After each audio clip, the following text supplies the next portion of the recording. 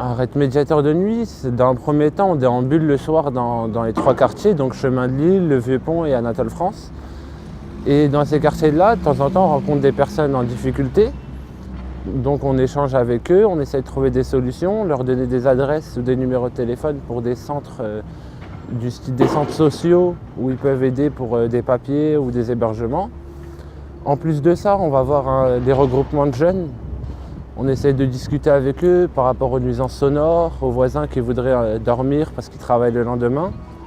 Donc on essaye de chercher des solutions un petit peu avec eux, comment on pourrait faire pour que tout le monde soit bien dans le quartier. Et même depuis petit, je vois que dehors, les jeunes n'ont pas vraiment de repères adultes.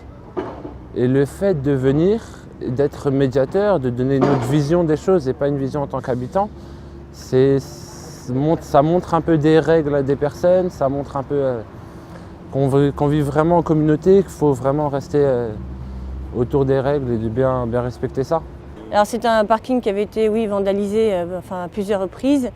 D'abord j'ai trouvé que la réaction du commissaire et du commissariat, et de la police et de la mairie avait été relativement rapide.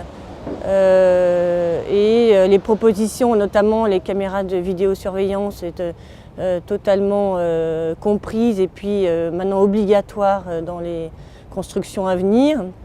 Et moi, donc, j'y suis allée parce que je ne connaissais pas, étant un Nanterre depuis 2 ans, je ne connaissais pas grand-chose de la ville, donc ça m'a permis de connaître la ville, de voir l'implication des élus et de voir le fonctionnement et de voir ce qui était fait, ce qui n'était pas fait, ce qui pouvait être fait pour améliorer encore plus la sécurité.